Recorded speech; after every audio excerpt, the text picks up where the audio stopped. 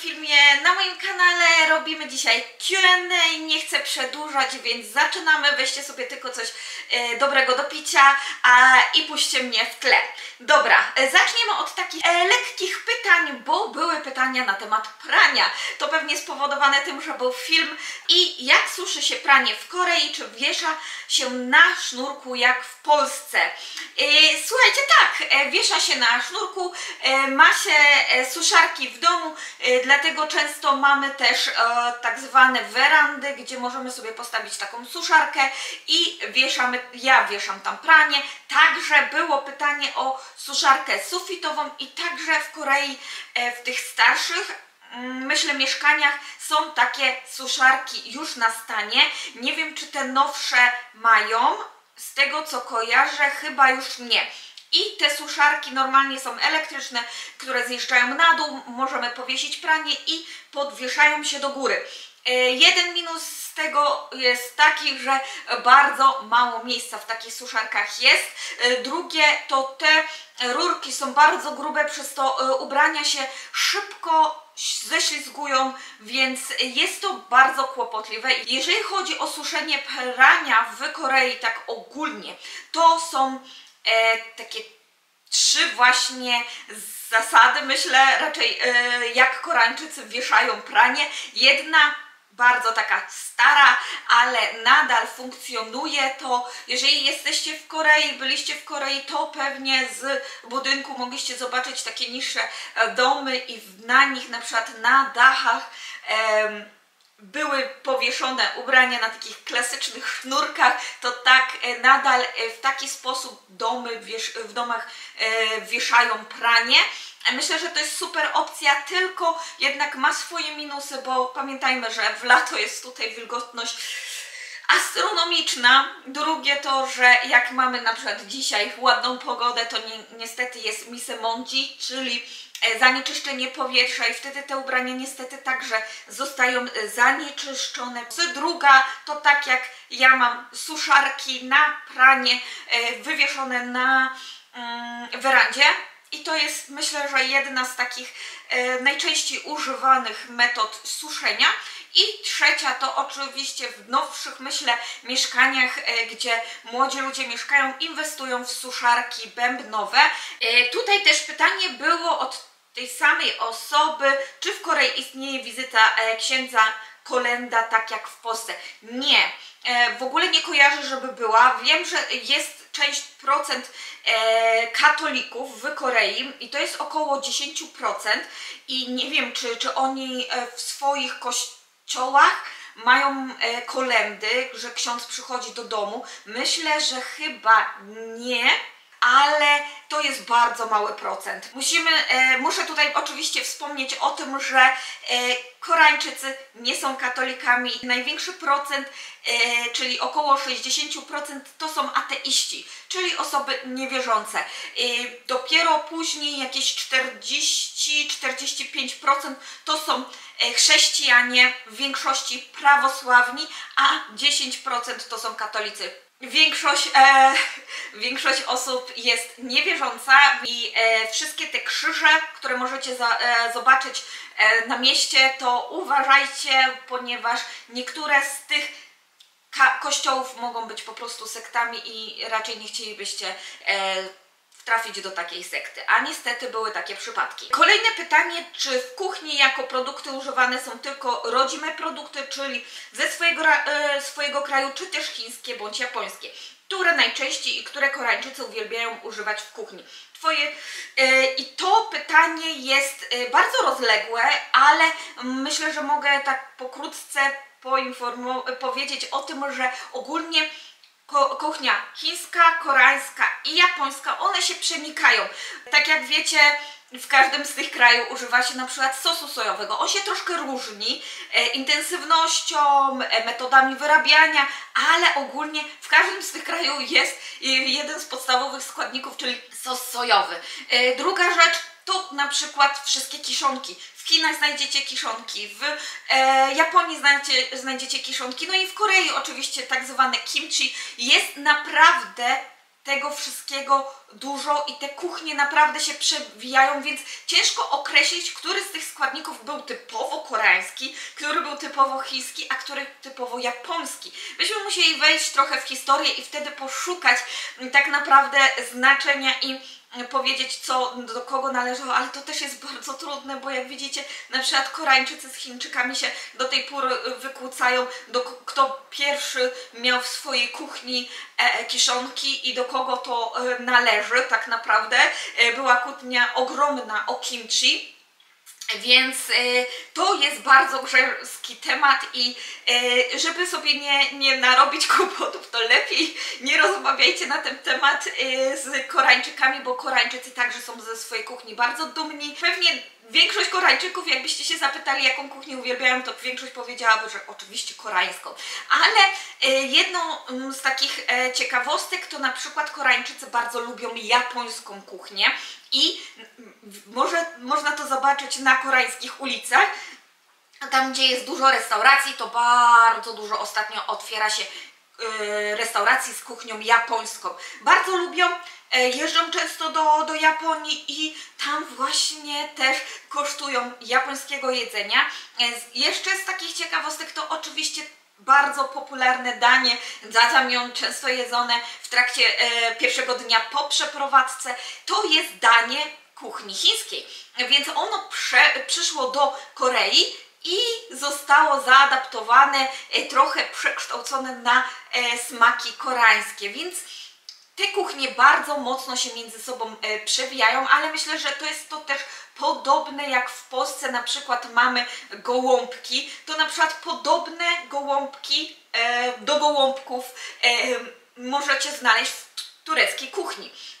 Podobne też pierogi do pielmieni z Ukrainy, więc tak jak w Europie wszystkie te składniki i dania się przewijają, to tak samo w Korei. Jeżeli chodzi o produkty, które Koreańczycy uwielbiają, to oczywiście podstawowymi produktami to są oczywiście pasty od doenjang do gochujang. Wszystkie sosy typowe, one wszystkie są właśnie na bazie tych produktów, więc to jest podstawa kuchni. Moje ulubione danie koreańskie to ostatnio myślę, że jest to królową doenjang, dobrze zrobione doenjang. To jest moja królowa zup, mogłabym powiedzieć, bo to jest bardziej stew, czyli taki gulasz. Wcześniej miałam kimchi jjigae, ale teraz już się przerzuciłam na doenjang i jak spróbujecie dobrego, bardzo dobrego doenjang, to pokochacie tą zupę. To jest zupa z sfermentowanej soi.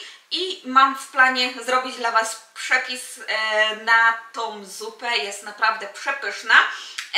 Do tego oczywiście nieprzerwalnie, tak jak zupy się zmieniają, to jednak koreańskie barbecue wygrywa i grill, samgyeopsal, jakaś wołowina, to jest mój must have.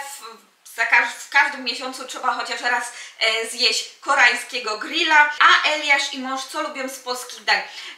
Ciężko powiedzieć, dlatego że Eliasz ostatnio ma fazę na zupy i polubił jarzynową zupę, gdzie całkiem sporo jarzyn jada, więc to jest duży plus. Lubi oczywiście rosół, to jest jego ulubione danie. Jeżeli chodzi o mojego męża, to jak ostatnio wspominaliśmy, to polubił bigos. Lubi też rosół. Ciężko powiedzieć, bo nie miał dużej styczności z polską kuchnią, ale pewnie jak przyjedziemy do Polski i znowu będzie mógł popróbować parę dań z polskiej kuchni, to się ponownie go zapytam. Pytanie o mój koreański. Jaki jest Twój poziom koreańskiego? Słuchajcie, bardzo ciężko mi jest określić teraz mój poziom koreańskiego, dlatego że on się jest tak nierówny. Ostatnio nie pozycjonowałam mojego koreańskiego, nie miałam okazji gdzie go spozycjonować, ale jak chodziłam na zajęcia, to on był bardzo nierówny, bo niektórych rzeczy z książki numer 1 nie wiedziałam, a niektóre rzeczy z książki numer 2 wiedziałam większość, więc naprawdę jest to nierówny poziom. Do tego, jeżeli chodzi o mowę, to widzę, że jest dużo lepiej niż było, ale nadal, jeżeli chodzi o jakieś takie poważniejsze tematy, dłuższą konwersację, to niestety Widać to po mnie, że tracę pewność siebie. Przerzucam się na angielski z tego powodu. No jest to problem, dlatego że zauważyłam, że Koreańczycy jakby podchodzą do mnie, jakbym od samego początku nie znała mojego koreańskiego i chociaż powiem zdanie poprawnie, to oni tak się z takim zdziwieniem na mnie patrzą, co powiedziałaś, to wtedy już tracę taką chęć mowy i chęć ćwiczenia mojego języka, tym bardziej, że często oni się także przerzucają na angielski, więc to też jest bardzo skomplikowane. Miałabym już się spozycjonować, to myślę, że to by było ani nie średni, ani nie beginner. To jest tak pomiędzy, jeżeli chodzi o mowę, a o rozumienie, to myślę, że już to jest taki średnio zaawansowany, taki mocny średni. Więc naprawdę ten poziom jest taki ciężki do określenia niestety. Jakie masz życzenia noworoczne, postanowienia do spełnienia wraz z rodziną?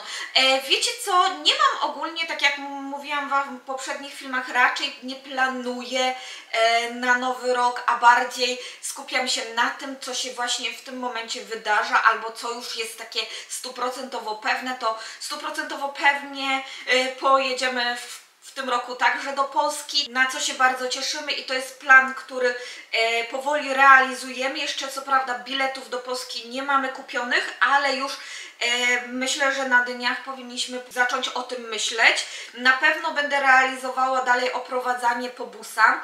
Jeden z takich planów przyszłościowych, o których Wam może nie mówiłam, ale chciałabym może w przyszłości zrealizować to oprowadzanie także po Gyeongju. Dalej pytanie, jak to się stało, że mieszkasz w Korei, jak poznałaś męża? Ten temat był już na moim kanale, oczywiście w komentarzu podlinkuję Wam wszystkie filmy z tym związane. Widzę, że jest mocne zainteresowanie nadal tym, jak poznałam mojego męża, w jakim języku porozumiewamy się, więc wszystko podlinkuję Wam na dole, ale zastanawiam się, czy ogólnie nie zrobić taki refresh filmu, jak poznałam mojego męża i na przykład nagrać go razem z moim mężem, może by się skusił, albo na przykład, gdzie będę pokazywała historię na zdjęciach naszego związku i naszego początku. Tamten film już jest naprawdę stary i to był początkiem mojego kanału, gdzie naprawdę mocno się stresowałam. Widać, jak się jąkam tam, no widać, poziom jest dużo niższy, więc zastanawiam się po prostu, żeby nie zrobić Wam powtórki. W tym temacie łączonym też było zapytanie właśnie, w jakim języku się porozumiemy. Na samym początku, jak poznałam mojego męża, porozumiewaliśmy się tylko i wyłącznie po angielsku. W tym momencie mamy taki podział, że ja rozmawiam z moim synem po polsku, mój mąż z moim synem rozmawia po koreańsku. Między sobą przy moim synu rozmawiamy po angielsku z mężem. A jak jesteśmy sami, to próbujemy rozmawiać po koreańsku, kiedy jest na to czas, możliwość i kiedy jednak te tematy nie są aż tak poważne. Jeżeli chcecie więcej, to oczywiście podlinkuję wszystkie filmy związane z tym tematem na dole, żebyście mogli sobie jeszcze posłuchać. Teraz od Natalii. Natalia ma swój kanał na YouTubie, więc bardzo Was polecam, jeżeli Wam polecam Natalii kanał, jeżeli chcecie także taką rodzinę koreańsko-polską zobaczyć, to zapraszam serdecznie na jej kanał. A tutaj, czy jakbyś zarabiała z YouTube'a na tyle, by się utrzymać, to podjęłabyś się dorywczej pracy? Słuchajcie, ciężko to powiedzieć, bo raczej nie liczę, żeby kiedykolwiek do tego stanu doszło. Niestety, żeby się wybić na YouTubie, nie jest tak lekko i niestety, jak widzicie, czasami idzie to lepiej, czasami gorzej. Ostatnio, no niestety, idzie to gorzej. Raczej nie liczę, żeby coś takiego doszło, ale jeżeli by się stało, to myślę, że nie chciałabym zrezygnować z pracy, którą będę miała, dlatego że YouTube jest też czasami tutaj, a w kolejnym roku może być tutaj, więc to nie jest nigdy pewna praca. Do tego jest też to, że jednak jakbym zaczęła pracę normalnie w jakimś sklepie albo jakąś pracę dorywczą, to niestety, słuchajcie, raczej to stety, to jest jednak kontakt z Koreańczykami, to jest kontakt z światem na zewnątrz, więc to mi pomoże jakby rozwijać mój język, pomoże mieć jakiś kontakt i jakąś łączność z Koreą. Bo teraz, nie że jestem zamknięta i w ogóle nie wychodzę, ale jednak taka rutyna chodzenia do pracy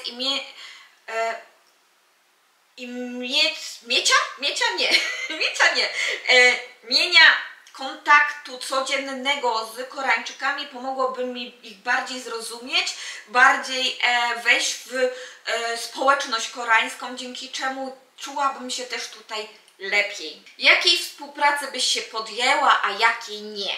Na YouTubie myślę, że Natalii chodziło. To słuchajcie, pierwszą podstawową rzeczą, którą bym myślała przed wzięciem jakiej współpracy, to czy ta współpraca jest łączna ze mną, z moim ja. Bo jeżeli miałaby być to praca, raczej współpraca, która nie łączy się ze mną, no to raczej nie wzięłabym takiej współpracy, bo jak ja mogę coś proponować komuś, jeżeli sama tego nie czuję. Więc myślę, że współprace typu książkowe, współprace kosmetyczne, dobory beauty, jakieś jedzeniowe, to na pewno bym skorzystała z takich, bo to bym mogła przetestować, wypróbować na sobie i myślę, że takie współprace by były fajne. I też dla mnie do wypróbowania nowych rzeczy, ale jeżeli chodzi o współpracę typu jakieś takie niepewne, takie, które nie mogłabym produktów przetestować przed użyciem, więc takich współprac nie wzięłabym nigdy, bo nie czułabym się później sama ze sobą dobrze. Mam nadzieję, że mniej więcej to wyjaśniłam, o co mi chodziło. Kolejne pytania to już jest troszkę poważniejszy temat, bo chodzi o samotność i o tym, czy nie tęsknię i ogólnie, czy nie planujemy przeprowadzić się do Polski. Pierwszą rzeczą to zaczniemy może od tego, czy nie planujemy przeprowadzić się do Polski. Nie, jak na razie nie. Tutaj zapuszczamy korzenie, tutaj kupiliśmy mieszkanie, tutaj jak na razie chcemy żyć. Zobaczymy na przyszłość. Ja nie zamykam moich dróg w Polsce ani w innych krajach, bo wszystko jest możliwe. Nie zamykamy się na inne kraje, nie zamykamy się na Polskę, więc to jest nadal topik otwarty, ale na ten moment, jeżeli bym miała powiedzieć, to nie planujemy przeprowadzki do Polski. Czy myślicie o powrocie do Polski, gdy Twoje dziecko dorośnie? Pytam ze względu na to, że u nas jest mniejsza presja na naukę, plus studia są darmowe. Ten temat łączy się właśnie z tym, czy planujemy powrót. Ciężko określić na przyszłość, jak to będzie, tym bardziej, że tak jak mówicie, jednak w Polsce jest mniejsza ta presja na naukę i jednak te studia w Korei są znacznie droższe, ale do tego czasu jeszcze trochę mamy i ta presja, myślę, że jest bardzo mocno uzależniona od rodziców i jak rodzice to wszystko postrzegają, jak do tego podchodzą. Do mnie też dobiegają różne opinie. Mam osoby, które uważają, że nie ma tej presji w Korei, że w szkołach nie ma takiej mocnej dyskryminacji, jak to się pisze, a z drugiej strony dochodzą mnie tematy, że naprawdę jest ciężko. Jak na razie słucham każdych opinii, każdych tematów zaciągam, ale na ten moment ciężko mi to określić, co my byśmy zdecydowali. Myślę, że nasze dziecko by nie odczuwało tej presji od nas, więc to też dużo od tego zależy, ale jeżeli chodzi o szkołę, no to zobaczymy. Po prostu jak na razie wszystko obserwuję i jak na razie wcale nie jest tak źle, jak było to opisywane przez większość, ale zobaczymy, bo najgorsze dopiero do nas będzie czekało w przyszłości. Jeśli pieniądze nie miałyby kompletnie znaczenia, to jaki biznes chciałabyś otworzyć? Jeżeli pieniądze by nie miały znaczenia, to myślę, że otworzyłabym kawiarnię. Ten temat jest mi bliski i myślę, że zrobiłabym kawiarnię bardziej taką w stylu europejskim, a nie w stylu typowym koreańskim, bo nie, wiecie, to bym musiała mieć naprawdę worek pieniędzy, bo ten temat jest ciężkim tematem, dużo kawiarni się otwiera, dużo kawiarni się upada bardzo szybko, więc to jest kolejny temat, który chciałabym poruszyć kiedyś na kanale, więc liczę na to, że kiedyś mi się uda. Jeżeli chodzi o drugi taki biznes, to bym może otworzyła coś związanego z modą, może jakiś sklep typu vintage. Ja bardzo lubię szukać perełek w sklepach odzieżowych z typu second shop, więc może zdecydowałabym się na przykład w tym temacie coś otworzyć. Widzę, że teraz bardzo duże zainteresowanie jest także Koreańczyków w tym temacie, więc jest to jakaś opcja na przyszłość. Zobaczymy. Czy nie czujesz się samotna w Korei? Jeśli udało Ci się zwalczyć uczucie samotności, to chętnie posłucham o rady.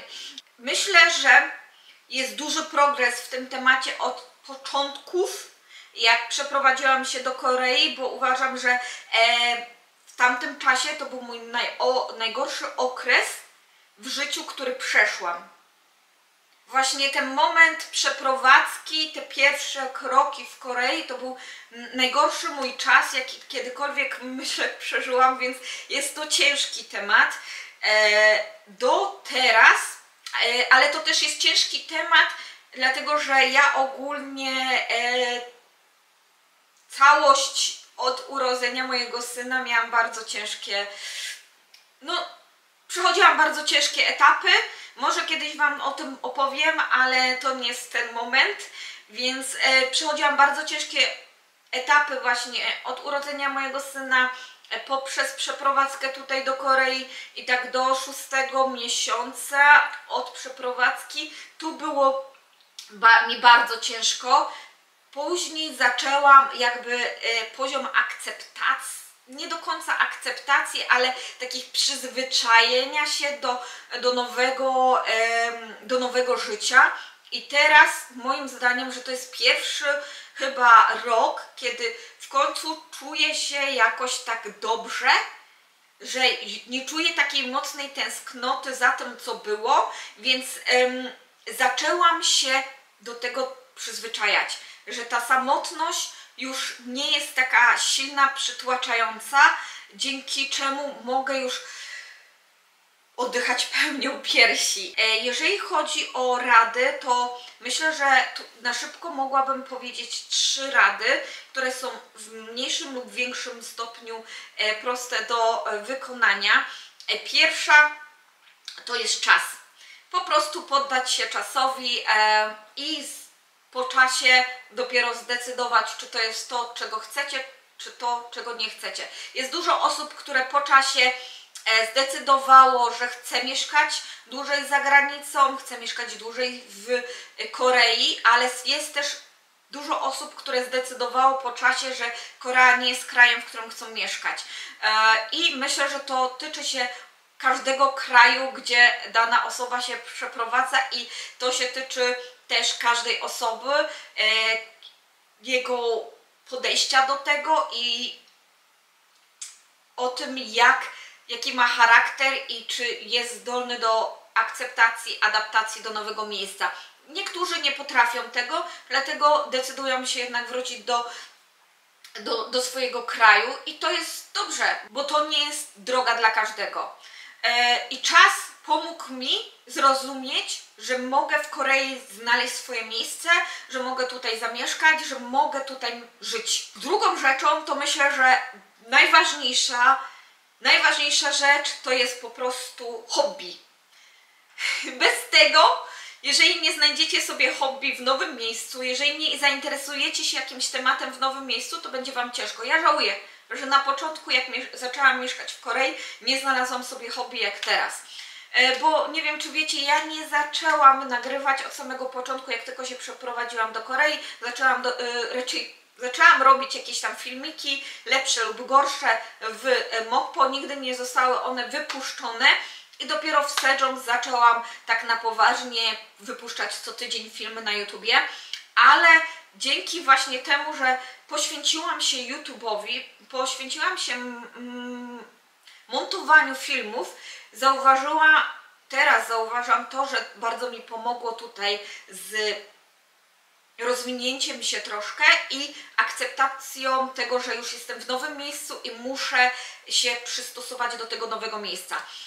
Myślę, że hobby, obojętnie jakie, czy lubicie, nie wiem, wędkować, czy lubicie biegać, czy lubicie, nie wiem, robić jakieś ręczne rzeczy, to czym będziecie się zainteresowani, to czym w pewnym momencie będziecie mogli się skupić, pomoże Wam też odreagować się, pomoże Wam nie myśleć o smutku, który czasami niestety, obojętnie w którym etapie jesteście, czasami Wam zaczyna doskwierać.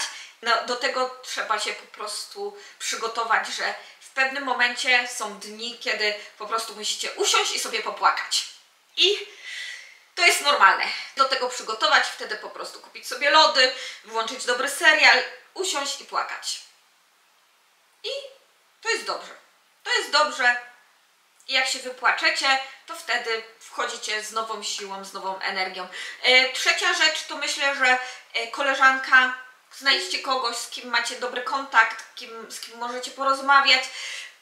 Nawet z osobami utrzymującymi, na przykład z Polską. Ja mam swoją koleżankę, przyjaciółkę, z którą utrzymuję non-stop, dzwonimy do siebie prawie co tydzień, wygadujemy, ona opowiada co u niej, ja opowiadam co u siebie, więc wygadujcie się z osobami bliskimi, z przyjaciółmi, znajdźcie swoich nowych znajomych w kraju, w którym zamieszkaliście. Ja mam tutaj Monikę, z którą dziękuję bardzo, że jest tutaj ze mną, bo myślę, że tu ona mi także bardzo pomogła wyjść z tej skorupy, poczuć się lepiej i zacząć akceptować to, że jestem w nowym miejscu. Dobrze, chyba się rozwinęłam za mocno, więc przechodzimy do kolejnego tematu. Kolejne pytanie to jest od Natalii ponownie. Czy myślicie z mężem, żeby zapisać Eliasza na zajęcia po przedszkolu? Jeśli tak, to na co byście go zapisali?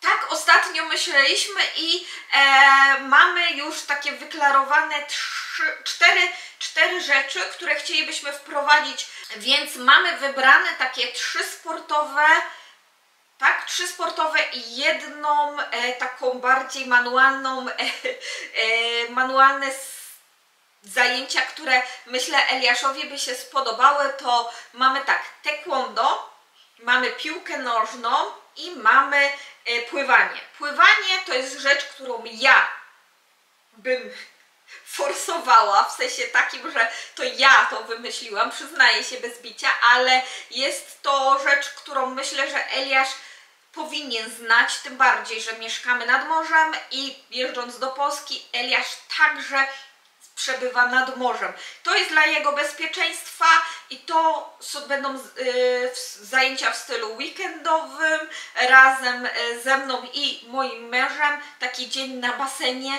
żeby Eliasz oswajał się z wodą, żeby nauczył się pływać w wodzie. Chciałabym jednak, żeby nauczył się pływać. Mam szacunek do morza i wiem, że morze potrafi być zdradzieckie, więc to jest rzecz, którą chciałabym, żeby Eliasz znał i umiał. Jeżeli chodzi o piłkę nożną i taekwondo, to oczywiście to by nie były wprowadzane na raz. Eliasz ostatnio zaczął mówić dużo o taekwondo, wymachuje nogami i taekwondo, taekwondo, taekwondo. Oczywiście to jest sport narodowy Korei, utworzony w Korei, więc chcielibyśmy, żeby spróbował tego. Jeżeli mu się nie spodoba, jeżeli zdecyduje, że nie chce jednak na takie coś chodzić, to wtedy zrezygnujemy z taekwondo i go na przykład zapiszemy na piłkę nożną.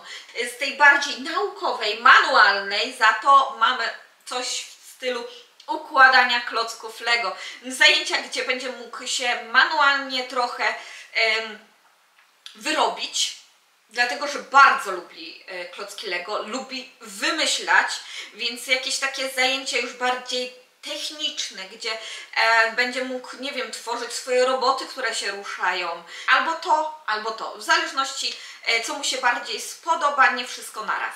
A takie zajęcia myślimy, że chcielibyśmy wprowadzić w najbliższej przyszłości, czyli nie wiem, tak miesiąc do 2 miesięcy pierwsze zajęcia chcielibyśmy już mieć. Dalej o Eliaszu i dalej o takim życiu społecznym w takim osiedlu mieszkaniowym, czyli istnieje zwyczaj odwiedzania się kolegów z przedszkola albo dzieci z sąsiedztwa. Jak to ma miejsce w Polsce, żeby się wspólnie pobawić? Tak jest. Ogólnie nawet Monika mogłaby w tym temacie coś powiedzieć, bo ona od czasu do czasu spotyka się ze swoją koleżanką, raz u niej w domu, raz u koleżanki w domu i razem coś gotują, bawią się dzieciaki. I u mnie nie ma czegoś takiego, ale za to mamy plac zabaw wewnętrzny albo zewnętrzny i w zależności od pogody to tam się spotykamy. Nie musimy tego robić w mieszkaniu. W mieszkaniu jednak jest to trochę obarczone pewnymi minusami, dlatego że Koreańczycy lubią narzekać. I to też jest połączone z kolejnym pytaniem, czy Koreańczycy pukają po przysłowiowy cukier. Nie zdarzyło mi się nigdy, żeby ktoś zapukał po przysłowiowy cukier. Bardziej właśnie jest to obarczone tym, że szybciej dostaniesz telefon z ochrony z informacją, że jesteś za głośno, niż ktoś zapuka do ciebie po przysłowiowy cukier. No niestety Koreańczycy lubią ciszę, aż taką przesadną ciszę. Najlepiej, żebyś się nauczył latać. To wtedy będą zadowoleni i nie oddychać i ogólnie nie żyć w mieszkaniu. Czasami mi się tak wydaje, tak. Czy Koreańczycy przyjaźnią się z obcokrajowcami, czy raczej jest taki sam stosunek w relacjach przyjacielskich jak w Japonii? Myślę, że jest bardzo podobny do japońskiego postrzegania przyjaźni z obcokrajowcami, czyli tak naprawdę ledwo nieistniejącymi. Uważam, że przyjaźń w takim polskim znaczeniu przyjaźni tutaj w Korei raczej nie funkcjonuje, tym bardziej z obcokrajowcami. Raczej są powściągliwi. Bardzo mocno się różnimy w wielu poglądach, więc to jeszcze jest obarczone tym obciążeniem. Jest też ciężej mieć przyjaciółkę, jak jest się obcokrajowcem, który przyjechał tutaj z mężem i z dzieckiem. Często mało ma się możliwości spotkania takiej prawdziwej przyjaciółki. Częściej jest to spotkanie z dziećmi i rozmową na temat dzieci niż na przykład poważniejsze tematy, co u nas się zadziało, co się dzieje, jakie mamy poglądy. Oczywiście nie jest to 100%, że tak zawsze jest, bo znam też koleżanki, które długo tutaj, już dużo dłużej mieszkają w Korei, które poznały w czasie studiów i przeszły całą drogę z swoimi koreańskimi znajomymi i mają, oczywiście mają i jest to możliwe, ale im starszym się jest, im w innym etapie życia się przeprowadziło do Korei, jest to coraz trudniejsze. Jest możliwe, a zarazem niemożliwe, więc raczej ciężko. Zostały mi takie 3 pytania, które zostawiłam na sam koniec. Jedno to dwa przez przypadek, a jedno specjalnie i jedno z nich to jest: jak twój mąż zaopatruje się na to, że nagrywasz na YouTubie? Mój mąż wspiera mnie bardzo mocno, pomaga mi ile może, toleruje moje down and up, poklepuje mnie po pleckach, kiedy czuję się źle i bez jego wsparcia pewnie nie pociągnęłabym za długo, bo niestety początki miałam gorsze, mało miałam osób oglądających. Teraz myślę, że mam fajną grupę ludzi, która jest razem tutaj ze mną i bardzo Wam dziękuję, dlatego też nadal czuję tą energię i mój mąż bardzo mocno mnie w tym wspiera, więc zostanę jeszcze z Wami troszeczkę. Jeszcze się nigdzie nie wybieram. Drugie pytanie na sam koniec to jest, jakich youtuberów oglądam, polskich i zagranicznych? Pierwsze zagraniczne to oczywiście mam Sam and Victor, ale to nie jest dla każdego. To są takie bardziej nieme filmy, od czasu do czasu coś mówią, ale w większości to są filmy z dobrą muzyką, z napisami, z dobrym obrazem, fajnie zmontowane, po prostu artystyczne, fajne filmy, którymi czasami się inspiruję. Druga osoba to oczywiście Carrie Cakes. Lubię ją, od dłuższego czasu oglądam. Mamy też Sisel, którą myślałam, że odsubskrybuję, dlatego że już w pewnym momencie obawiałam się, że będzie to tylko macierzyński temat całego kanału, ale naprawdę pięknie ugrała ogólnie całe to macierzyństwo to podejście do niepokazywania dziecka naprawdę mi się spodobało. Fajnie te filmy w ogóle ma zmontowane, fajnie historia jest prowadzona, więc to jest bardzo ciekawy motyw, jak ładnie ugrać macierzyństwo na YouTubie. Polskich to mam oczywiście cały ten krąg azjatycki, który już znacie, czyli Natalnię, łobuzy z Japonii, Wiolę oglądam, Pyrę, z polskich, ale nie azjatyckich, to z mniejszych kanałów mam Michelle, mam Agasawa z większego i z tych największych to typowo plotkarskie, uwielbiam ploteczki z polskiego YouTube'a, po prostu to jest moje guilty pleasure. Do kawy to mamy przecież Plotkary, mamy Konopskiego, Wardęgę, całe to towarzystwo. I ostatnie pytanie to jest, ile za mieszkanie w Korei? Jeżeli chodzi o moje mieszkanie, to raczej tą informację, ile zapłaciliśmy za mieszkanie, zachowamy dla siebie. To jest taka sfera prywatna, ale myślę, że już w przyszłym miesiącu, czyli miesiąc luty, będzie miesiącem mieszkaniowym, więc pogadamy ogólnie o mieszkaniach w Korei, cenach w Korei, właśnie o stosunkach międzyludzkich w takich mieszkaniach, więc chciałabym miesiąc luty przeznaczyć jako taki content typowo mieszkaniowy, dlatego że to będzie cały rok, kiedy przeprowadziliśmy się do naszego mieszkania. To już jest nasze mieszkanie, więc chciałabym Wam zrobić taki miesiąc mieszkaniowy. Porozmawiamy także właśnie o cenach. Dobrze, i to było ostatnie pytanie. Mam nadzieję, że moje Q&A Wam się spodobało. Odpowiedziałam chyba na wszystkie pytania. Jeżeli nie i jeżeli jeszcze jakieś macie, to dawajcie dać w komentarzach. Postaram się w najbliższych filmach odpowiadać na te pytania. Dziękuję Wam bardzo i pozdrawiam Was serdecznie. Do usłyszenia w kolejnych materiałach. Zapraszam do polajkowania, subskrypcji kanału. Pa!